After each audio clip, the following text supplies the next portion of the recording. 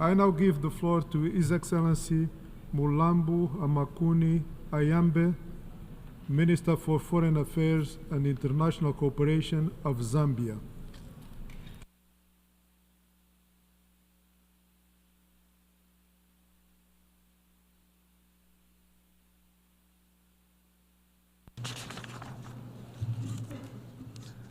Your Excellency, Philemon Yang, President of the 79th session of the United Nations General Assembly, the Secretary General of the United Nations, Antonio Guterres, distinguished heads of state and government, honorable ministers, heads of intergovernmental organizations, excellencies, ladies and gentlemen.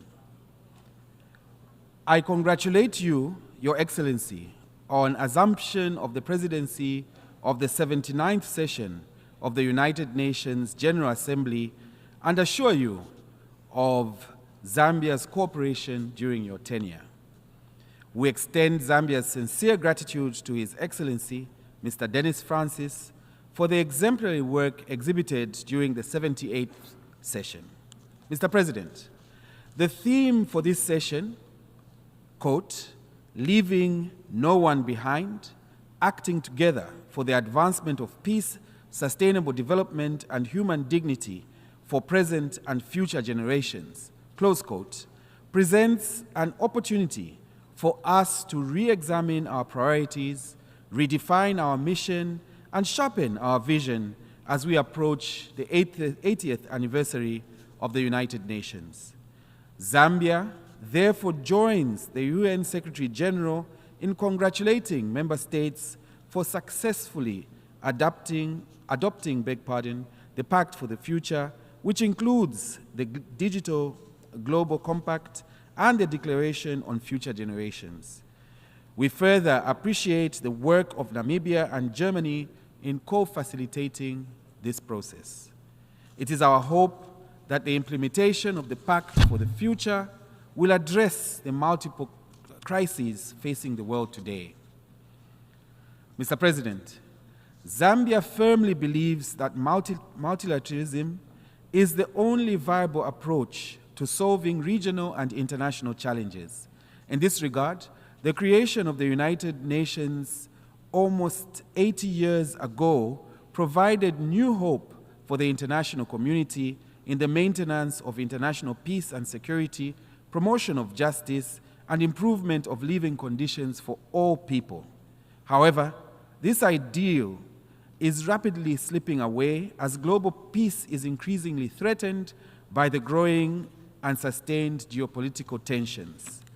As member states that share the ideals upon which the United Nations was founded, we must resolve to correct this course and uphold the principles enshrined in the UN Charter. The impact of conflict in some parts of the world has been felt across Africa through disruption, soaring prices of key commodities such as energy and other inputs of trade and production, resulting in increased cost of living. Zambia, like many other developing countries which are predominantly import-dependent, has not been spared. It is therefore crucial that we address the root causes and structural drivers of conflict and promote peace-building efforts. We call for all warring parties to exercise restraint and flexibility for the sake of millions of civilians who are casualties of war and conflict.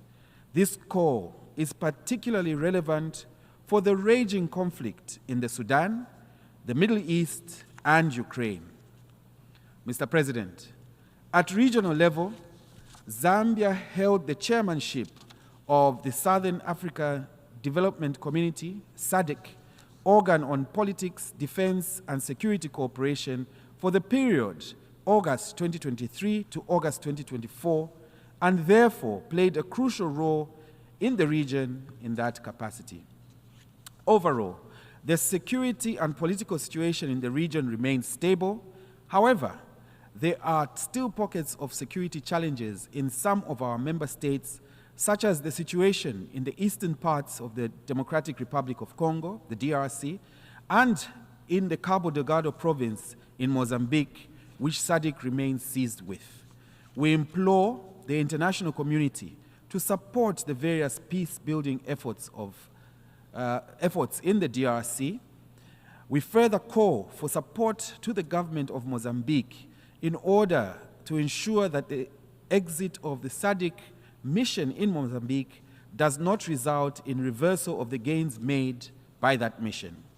Furthermore, Zambia recognizes the efforts of His Excellency, Mr. João Manuel Lourenço, President of the Republic of Angola, as the African Union mediator in the facilitation of the Rwanda process aimed at restoring peace and security in the Eastern DRC, as well as the Nairobi process that equally aims at fostering peace in that country. Mr. President, climate change and extreme weather conditions threaten the very existence and balance of the world as we know it. It is clear that efforts to raise the standard of living for the world's poor are being adversely affected by the effects of climate change.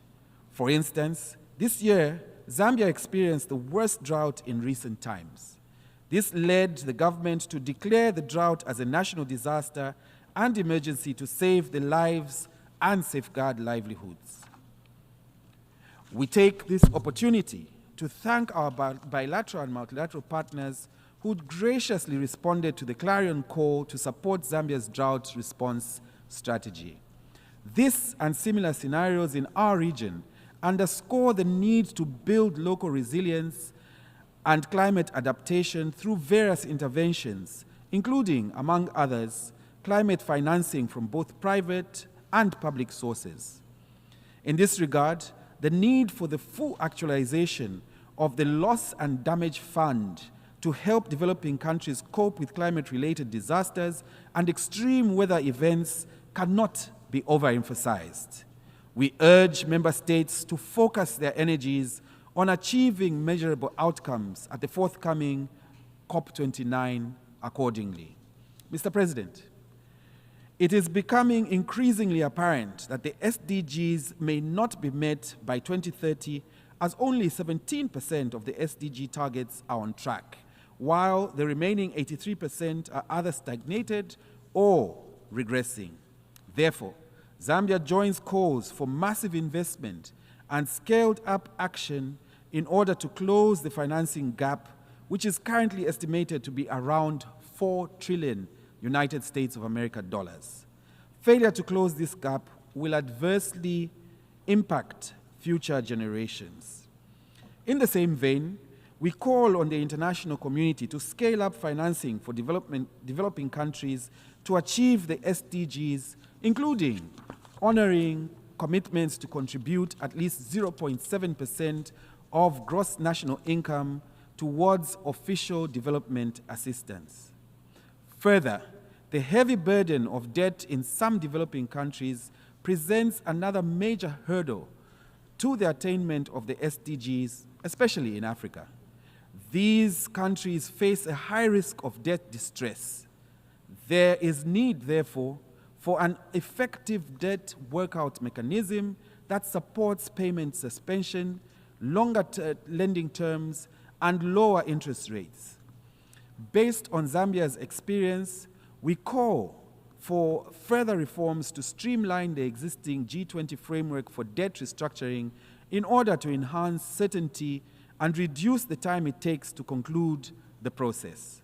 Zambia further joins calls for the reform of the international financial architecture to make it fit for purpose and equitably address the development needs of all countries in the 21st century. Additionally, there is need to build capacities for least developed countries to access other innovative financial measures, such as debt for climate swaps and green and blue bonds, amongst others. Furthermore, Zambia joins other SADC member states in the call for a review of the use of unilateral economic instruments that curtail developing countries' access to development finance. Mr. President, aggressive tax avoidance and tax evasion have a corrosive effect on public trust, financial integrity, the rule of law, and sustainable development across the globe. International tax cooperation could significantly reduce illicit financial flows, a scourge that deprives economies, especially those in the developing world, of funding for development. Zambia therefore calls for the urgent conclusion of negotiations on the proposed UN Framework Convention on International Tax Cooperation. This will enable developing countries to enhance their domestic resource mobilization. As co-facilitator of the negotiations of the outcome document for the 4th International Conference on Financing for Development in the coming months, we look forward to actively engaging with member states in the reform of the international financial architecture. Mr. President, science and technology are critical to achieving the SDGs. Developing countries' lack of access to technology has hindered the implementation of sustainable development practices, thus perpetuating the cycle of poverty and inequality. Hence, there is need to bridge the gap in digital technologies, including artificial intelligence, to promote efficiencies in health, climate, sustainable infrastructure, energy, agriculture, and other global development priorities. In this regard, we call for enhanced international cooperation to support developing countries to integrate technology through capacity building, technology transfer on mutually agreed terms, information exchange, and investment in research and development. Alongside the Pact for the Future, member states adopted a global digital compact. Zambia was honored to partner with Sweden in leading negotiations of this historical document. Mr. President, as part of its efforts to accelerate the attainment of the SDGs by 2030, Zambia has been implementing policies and programs aimed at creating a strong and resilient health system, reducing inequalities, eradicating poverty, and empowering women and girls. This is also consistent with the implementation of the International Conference on Population and Development Program of Action. Zambia welcomes the Declaration on Future Generations, which seeks to secure the well-being of future generations, in particular, their participation in decision-making. To reap the demographic dividend, Zambia continues to call for significant investments in the growing youth population, currently standing at 82% below the age of 35. Increased investments are needed in education, health, and empowerment of young people so that they can meaningfully contribute to the achievement of the SDGs.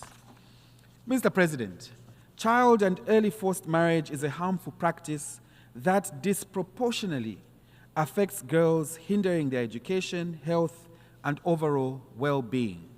In this regard, Zambia continues to make strides in the campaign to end child marriage by 2030 and safeguard the rights of girls by enacting relevant legislation to address this vice.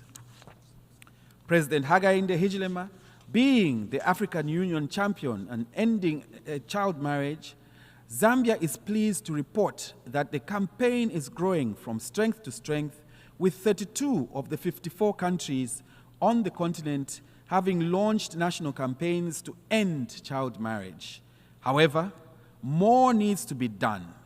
We call on all partners to join efforts and raise our voices to protect our children to end this harmful practice by 2030.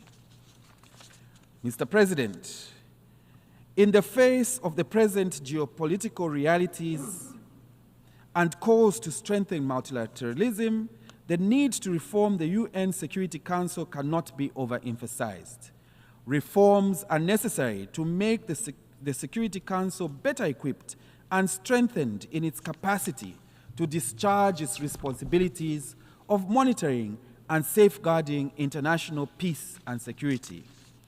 The representation of African states in the permanent category would correct this historical injustice, that has marginalized Africa's voice and will provide a vital perspective to the Council.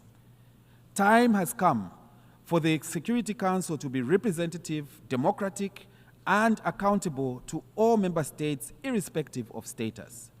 This is essential for its integrity as the custodian of international peace. Given that Africa constitutes the second largest bloc of the UN membership, proposals to reform the Security Council should heed Africa's core as espoused in the Common Africa Position as enshrined in the Ezulwini Consensus and the CETA Declaration. In this regard, we are pleased to note that the African Union Committee of 10, the C10, and the 5 permanent members, the P5, of the United Nations Security Council held a meeting during this session of the United Nations General Assembly. Such interactions should be encouraged in order to narrow the gap on the Security Council reforms.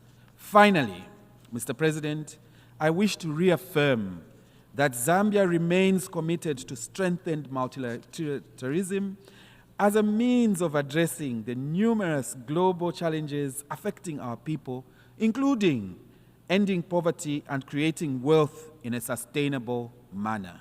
To this end, Mr. President, we should not remain indecisive and indifferent to this serious issue, nor should we forego this opportunity to make the world a better place for all humanity.